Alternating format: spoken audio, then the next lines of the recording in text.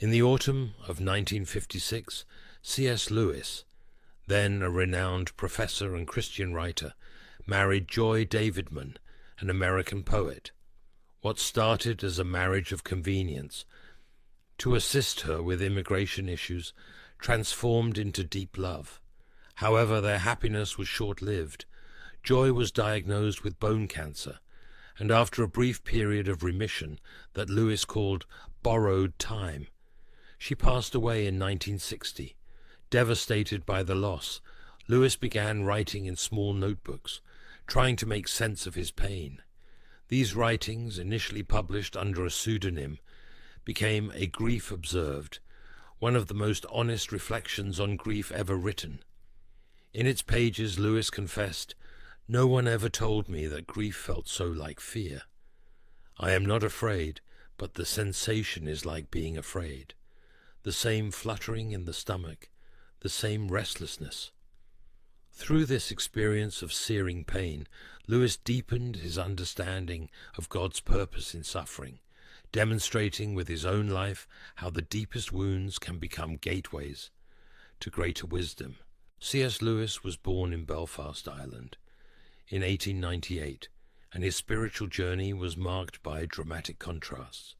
He lost his mother as a child, and, disillusioned with God, declared himself an atheist at 15. He graduated from Oxford, where he later taught, and was known for his brilliant mind and strong arguments against faith. However, his own intelligence gradually led him back to God. "I am the most reluctant convert," he wrote. "I was not seeking God, but he found me." This conversion was not just intellectual, but deeply personal. As he himself recounted, "That night I realized that I was before God, a chess player who had finally been checkmated. The entire moment was permeated with a sense of divine approval. I was not called, but captured." This experience transformed not only his personal life, but his entire academic and literary work, allowing him to articulate spiritual truths with rare clarity and depth, combining sharp intellect with sincere faith, as we read in Proverbs 9:10. "The fear of the Lord is the beginning of wisdom, and knowledge of the Holy One is understanding." Lewis approached suffering not as a distant theorist, but as one who had delved into its depths. In The Problem of Pain, written before his wife's death, he already reflected, "We have been not only created but spoiled by God so far. We are like an ignoramus who has been taught to read, having used only children's books, and then is presented with his first adult work." He understood that pain breaks our superficial contentment with the world, our tendency to settle for less than God wants for us. "Suffering is God's chisel to sculpt us into his likeness," he wrote. This view directly dialogues with Hebrews 12:5, 6. "My son, do not make light of the Lord's discipline, and do not lose heart when he rebukes you. Because the Lord disciplines the one he loves, and he chastens everyone he accepts as his son." Lewis did not see pain as arbitrary punishment, but as a loving intervention from a Father who desires our fullness. Just as a surgeon causes pain to heal, God allows suffering for our spiritual transformation. Today's pain is part of tomorrow's happiness. That's how it should be. In old age, pain takes on a particular dimension, becoming a teacher of unique lessons. Lewis observed, "It's not that we are part of an incomplete map. The map itself is different from the territory.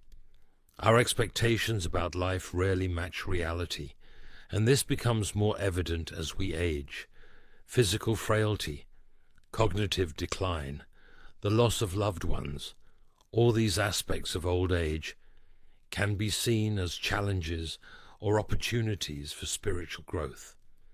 The deeper the experience of the desert, the sweeter the water found," Lewis wrote, reflecting the truth expressed in 2 Corinthians 12:9. My grace is sufficient for you, for my power is made perfect in weakness. In Lewis's perspective, pain in old age is not an anomaly to be eliminated, but an integral part of the process by which God prepares us for eternity.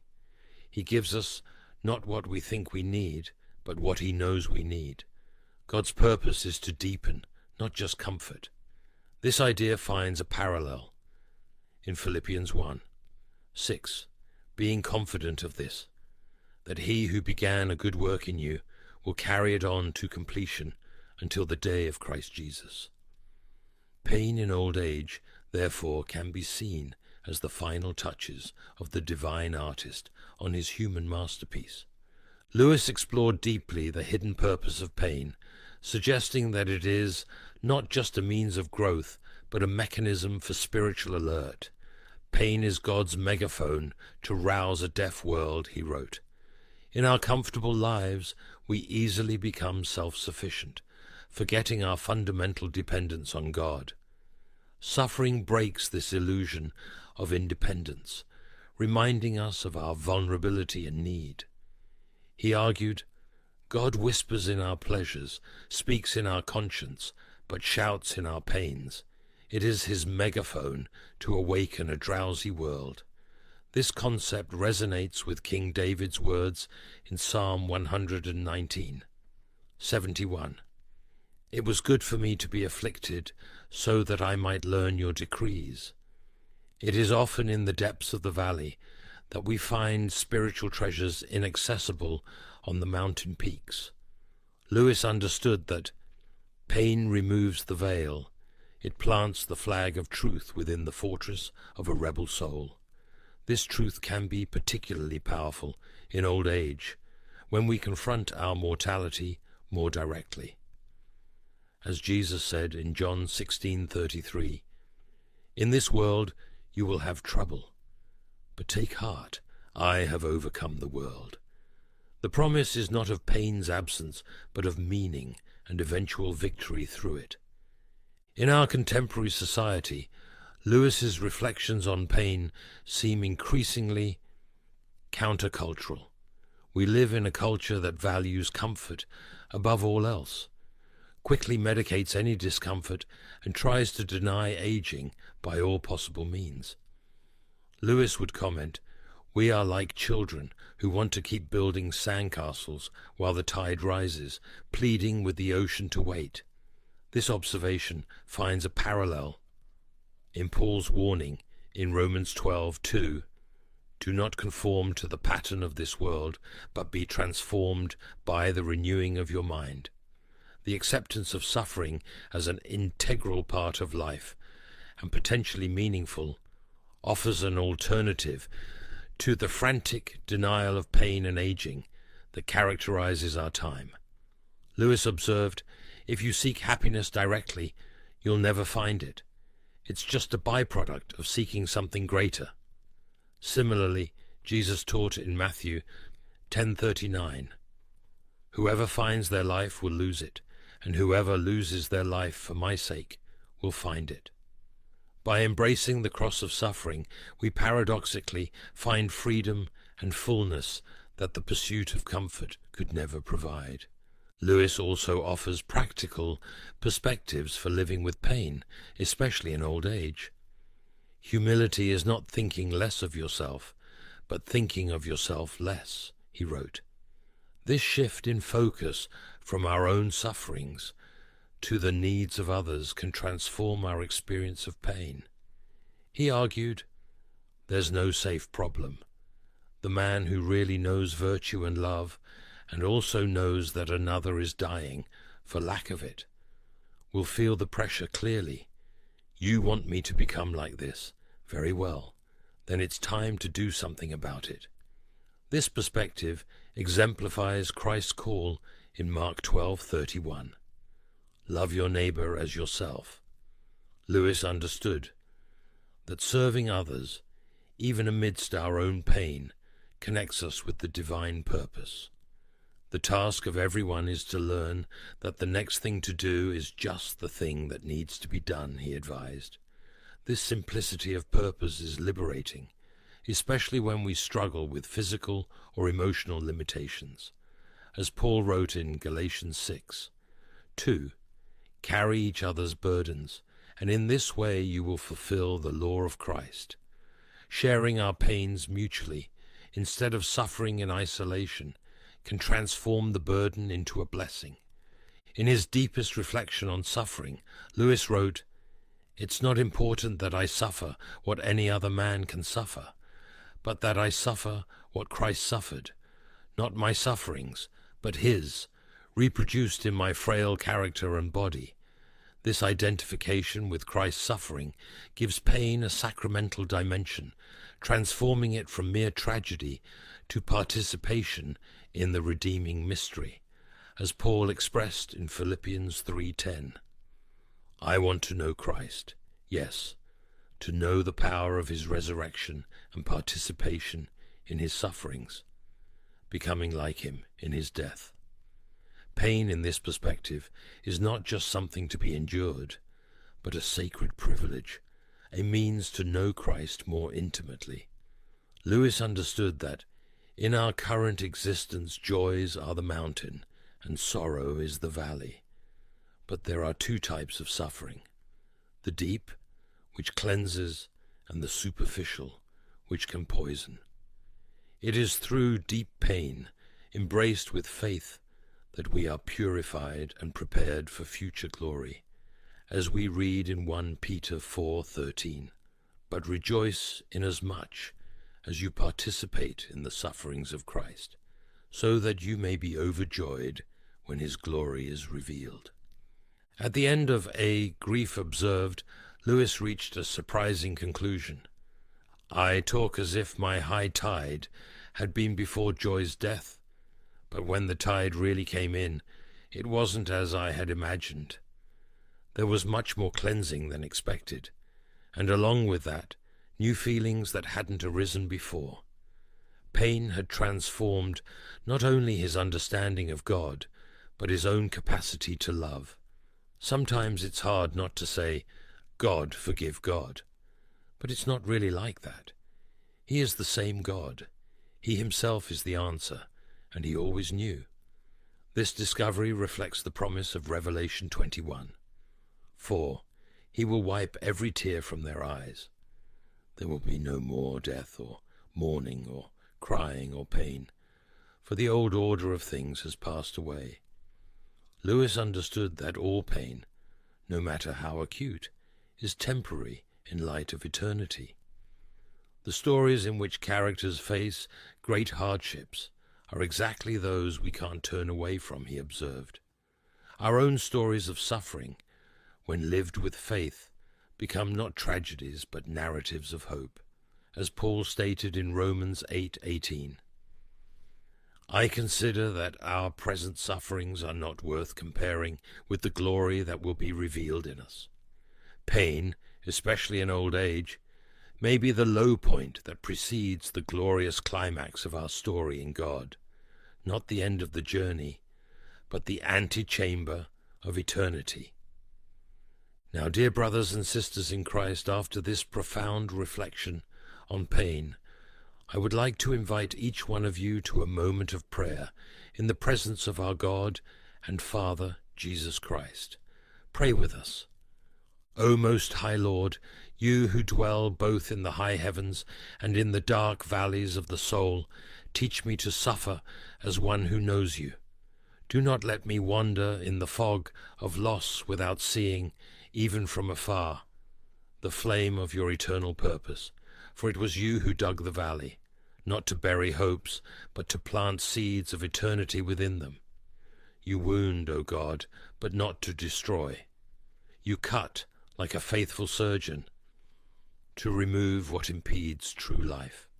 Pain is not an accident in your hands, but a chisel that molds the image of your Son in us. When my soul writhes in mourning, when the absence of a loved one echoes in the silence of my room, help me see not an absent God, but a Father who whispers in pleasure, speaks in conscience, and shouts, oh yes, shouts in pain. Do not let me seek relief more than holiness, nor comfort more than conformity to your Son. May I say, like your servant Lewis, not, "Why do I suffer?" but "With whom do I suffer?" For Christ, who bled on the cross, walks with me through every valley. Make my old age, Lord, not a time of useless lament, but of wisdom matured in the furnace of your loving discipline. Give me eyes to see that white hairs are not signs of decline, but crowns of someone who has walked through spiritual battlefields and still confesses, "Your grace is sufficient for me." When the world cries for comfort, teach me to seek your character. When time takes my vigor, renew in me the hope of glory. Make my pain a pulpit. Make my tears a sacrament. Make my frail body a vessel where Christ's beauty is better seen. O God, who began a good work in me, do not stop until you have finished. I await the high tide, yes, but trust in you even when it recedes, for in your hands even death is a servant. Even pain has a purpose, and even absence bows before your presence. Amen. If you prayed with us, declare your faith and receive the blessings of this prayer by leaving your Amen in the comments. I'm sure God spoke to your heart today, and He will do great things in your life. If this message touched you, share this moment of hope and faith with others. Like, subscribe to the channel, and send this video to friends and family. Together, we are fulfilling Jesus' call in Mark 16:15. Go into all the world and preach the gospel to every creature. Thank you for being with us so far. It's a joy to walk alongside you on this spiritual journey. May the Lord continue to bless you and your family with peace, love, and strength for the days to come. What would you do if you knew you were in the last chapters of your story? C.S. Lewis wrote until the end, and what he left is a map for those aging with faith, fear, and hope. In this video, we will explore C.S. Lewis's deepest and most touching reflections on the end of life, the meaning of death, and eternity. Powerful lessons, especially for those experiencing the maturity of life. Clive Staples Lewis transformed into one of the clearest and most persuasive voices of Christianity in the 20th century, although his path was not straightforward. Born in Ireland in 1898, Lewis was a professor of literature at Oxford and Cambridge, but beyond the academic halls, he won the world with stories that speak to the heart. From the magical landscapes of Narnia to deep theological reflections, Lewis wrote over 30 books that continue to transform lives decades after his death. "I resisted joy," he confessed about his period as an atheist before surrendering to what he called the most concrete fact he knew, the existence of God. "I was dragged kicking, protesting, with my eyes shut. The most reluctant atheist in all England," he wrote in Surprised by Joy. This journey from disbelief to profound faith gave Lewis a unique ability to speak to both the skeptic and the believer. The book of Proverbs tells us that the heart of the wise acquires knowledge, and the ear of the wise seeks knowledge. Proverbs 18:15.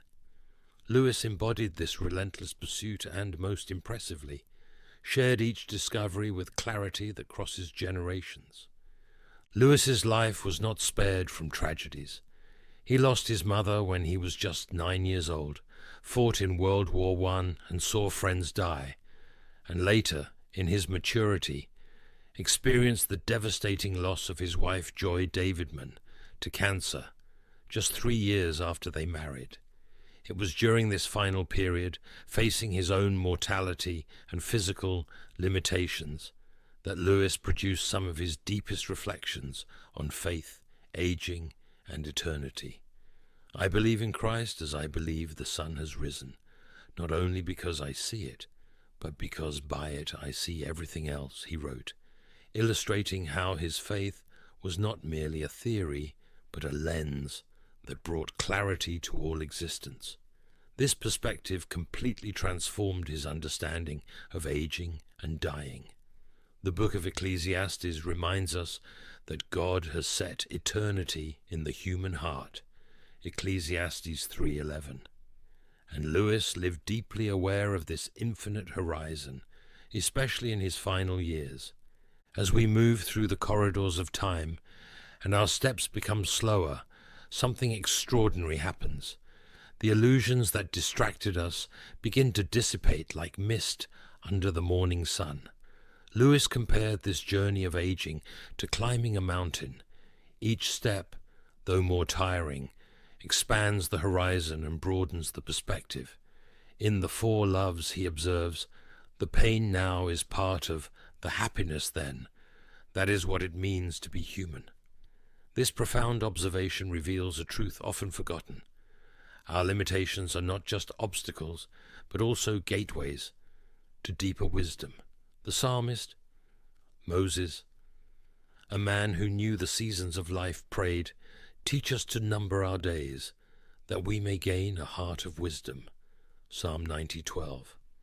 Lewis understood that aging is not just about physical decline, but about spiritual ascent, a purification of all that is superfluous. "You do not have a soul," Lewis wrote. "You are a soul. You have a body." This perspective reversal is revolutionary in a culture that idolizes youth and fears aging. When we contemplate life through this prism, we realize that the signs of aging, the wrinkles that mark our faces, the slowness that takes our steps, the frailty that settles in our bones, are not indicative of an end, but signs of a natural detachment from something temporary in favor of the eternal. Humans are amphibians, Lewis wrote in The Weight of Glory, half spirit and half animal. As spirits, they belong to the eternal world, but as animals, they inhabit time. This duality explains our discomfort with physical limitation, but also our intuition that there is something beyond it. Isaiah prophesied, "Those who hope in the Lord will renew their strength. They will soar on wings like eagles. They will run and not grow weary. They will walk and not be faint." Isaiah 40:31.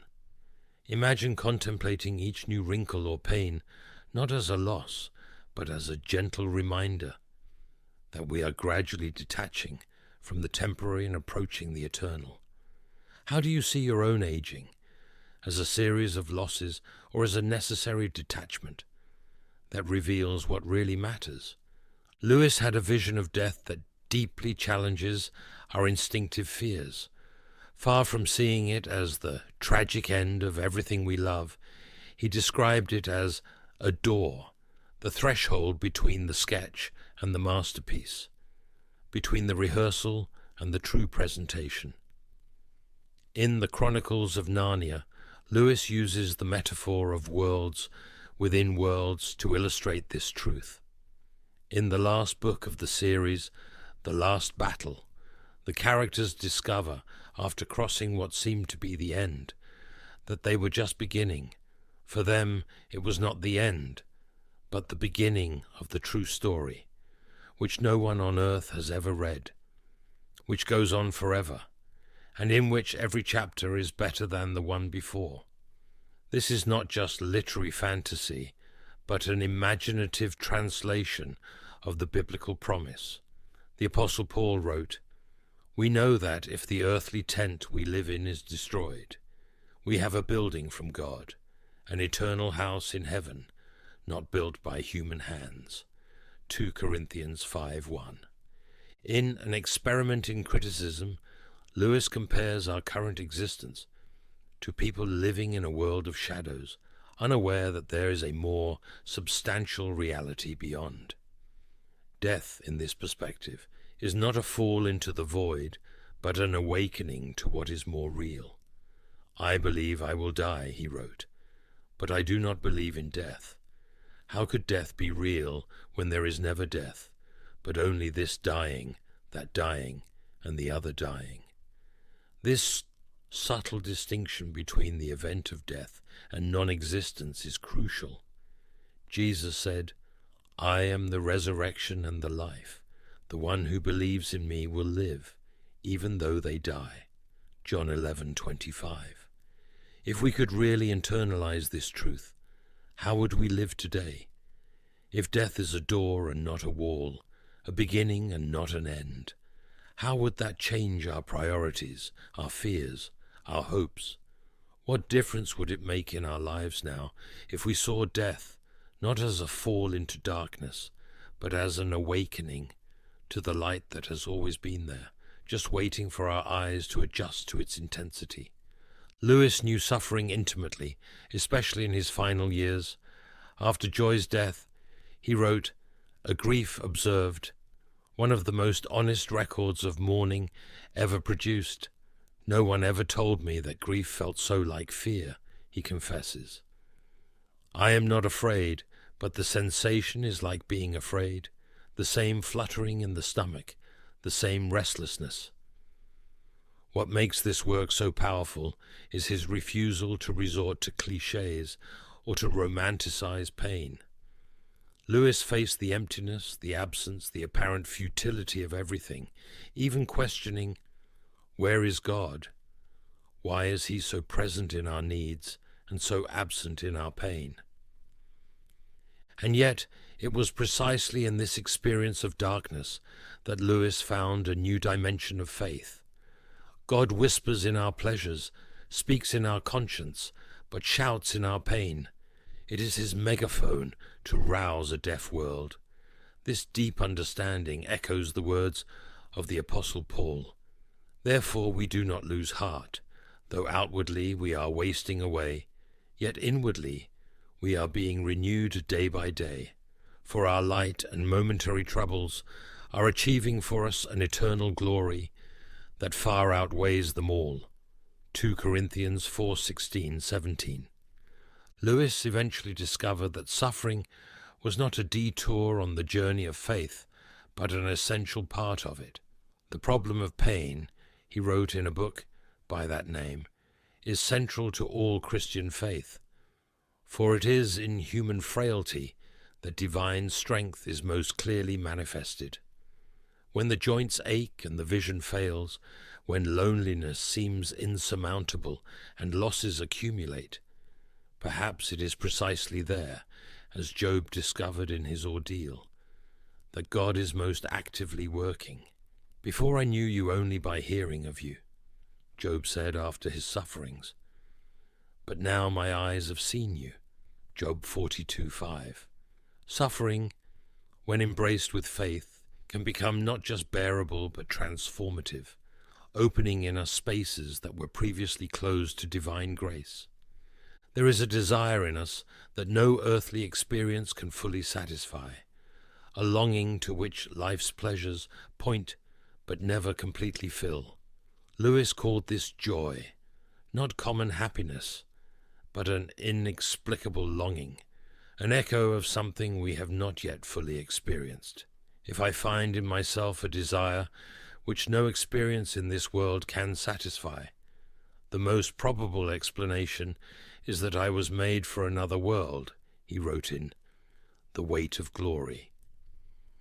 This deep intuition explains that sensation many have experienced, that even in the fullest moments of life there is something more, something beyond, something we yearn for without being able to name. In Mere Christianity, Lewis develops this idea. The Christian says, creatures were not made to be kept as an end in themselves. Pleasures were meant to kindle longing for our true country, of which we are citizens, to help you realize that your true home is elsewhere. This perspective resonates deeply with the words of Jesus. "In my Father's house are many rooms. I am going to prepare a place for you. And if I go and prepare a place, I will come back and take you to be with me, so that you too may be where I am." John 14:2-3. As we age, we come closer to this meeting. Lewis suggests that, far from being a diminishment, This approach is a consummation, the moment when we will finally see face to face the one we have only glimpsed in reflections. For the Christian, death is the last and greatest earthly event, Lewis wrote, comparing it to a wide-open gate through which we pass, more awake than before. The Apostle Paul beautifully expresses this. Now we see but a poor reflection, as in a mirror. Then we shall see face to face. Now I know in part, then I shall know fully, even as I am fully known. 1 Corinthians 13:12. What then does Lewis teach us about how to age with wisdom and grace? First, he invites us to live each day with purpose, even the most common and seemingly insignificant. The only way to get to the place where you no longer need to be used by God is to let yourself be used by God now, he wrote. This perspective transforms the everyday into opportunity, limitations into invitations for creativity, simple days into moments of eternity. The Apostle Paul exhorted, "Be very careful then how you live, not as unwise but as wise, making the most of every opportunity." Ephesians 5:15-16. There is no wasted day for those who live with this awareness. Each moment carries the weight of eternity. Second, Lewis teaches us to accept our frailty with humility and gratitude. Humility is not thinking less of yourself, but thinking of yourself less, he observed, suggesting that true freedom comes when we stop being overly concerned with our image, our status, our strength. In a culture that idolizes self-sufficiency, accepting support, admitting limitations, and embracing one's own vulnerability becomes an act of courage, not weakness. For when I am weak, then I am strong, Paul wrote, 2 Corinthians 12:10, expressing the central paradox of the Christian life. It is when we recognize our weakness that we experience divine strength. Third, Lewis shows us the importance of investing more in the soul than in the body. For as Proverbs says, "Above all else, guard your heart, for everything you do flows from it." Proverbs 4:23. In The Abolition of Man, Lewis warns of the danger of an education and culture that emphasize dominion over nature, but neglect the cultivation of the soul. "A man without a chest," he writes, referring to someone who has developed the intellect and appetite, but not the virtues of the heart. Aging offers us a precious opportunity to correct this imbalance, to cultivate what will truly remain. And finally, Lewis invites us to prepare for the eternal, not with fear, but with joy and expectation. "Joy is the serious business of heaven," he wrote, suggesting that our attitude toward eternity should be one of anticipation, not apprehension. Jesus promised, "Do not let your hearts be troubled. Trust in God. Trust also in me." John 14:1. If you are in the maturity of life, perhaps even feeling the weight of the years, know this: you are not at the end. You are on the threshold of something grand. If Lewis were here, he would hold your hand, look into your eyes and say, "The journey does not end here. All the pages we have turned up to now were just the preface. Now begins the first chapter of the great story that no one on earth has ever read, which goes on forever, and in which every chapter is better than the previous one. What awaits us is not darkness, it is light, more real than any light we have ever known." In Mere Christianity, Lewis writes, "If I find in myself a desire which no experience in this world can satisfy, the most probable explanation is that I was made for another world." He continues, "Look inside to your own heart and find there the thing you truly desire. Perhaps heaven is just that." This profound hope resonates with the promise in Revelation. He will wipe every tear from their eyes. There will be no more death or mourning or crying or pain, for the old order of things has passed away. Revelation 21:4. Lewis concludes the Chronicles of Narnia with a passage that captures this eternal hope. And for us this is the end of all the stories, but for them it was just the beginning of the real story. All their life in this world and all their adventures in Narnia had been just the cover and the title page of the book. Now they were beginning chapter 1 of the great story, which no one on earth has ever read, which goes on forever, and in which every chapter is better than the previous one. This is not just literary fantasy, but an expression of faith in the promise of Jesus. In my Father's house are many rooms. I am going to prepare a place for you. John 14:2.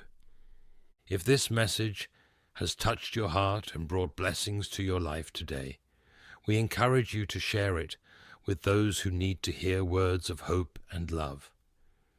By doing so, you will be obeying the Lord's command as recorded in Mark, chapter 16:15.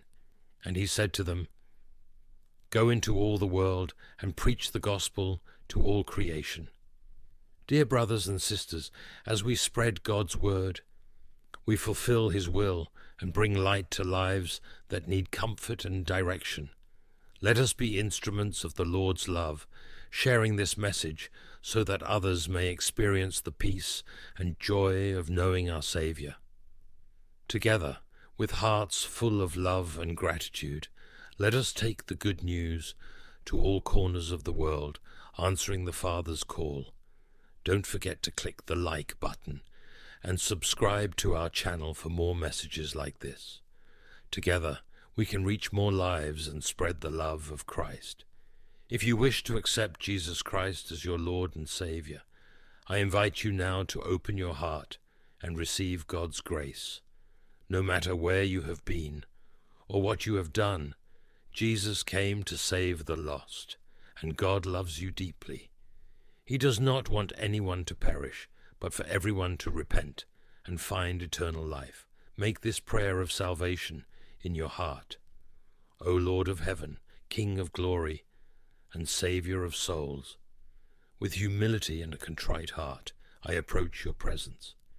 I am like clay in your hands, broken and stained by the weight of sin, but eager to be shaped by your redeeming grace.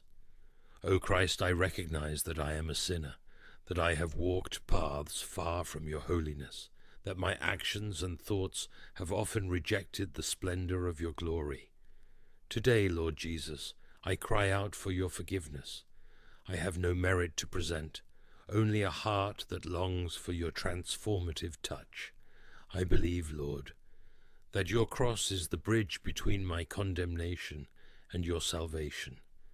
I believe that you were pierced for my transgressions, crushed for my iniquities, and that the punishment that brought me peace fell upon you.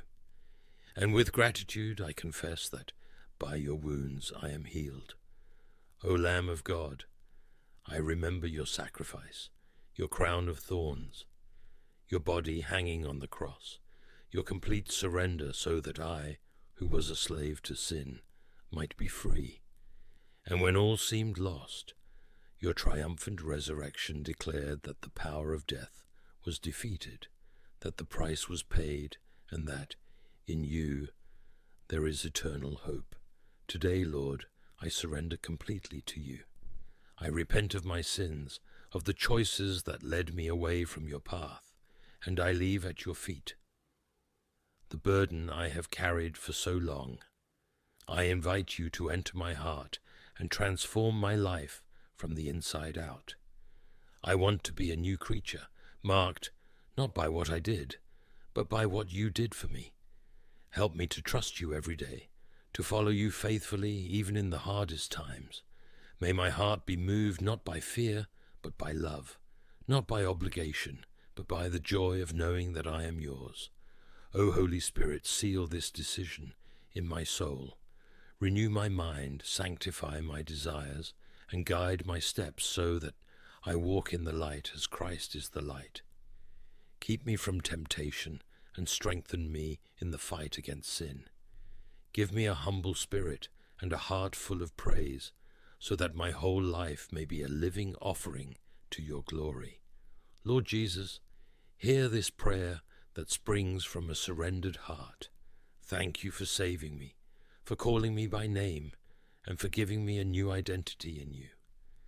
May your goodness and mercy accompany me all the days of my life, until at last I see your face and behold your eternal glory. I pray all this in the name above all names, Jesus Christ, my Lord and Saviour. Amen. Thank you to everyone who followed this message and prayed with us. It is an honor to be part of your spiritual journey. May God continue to bless you and your family abundantly. Until the next video,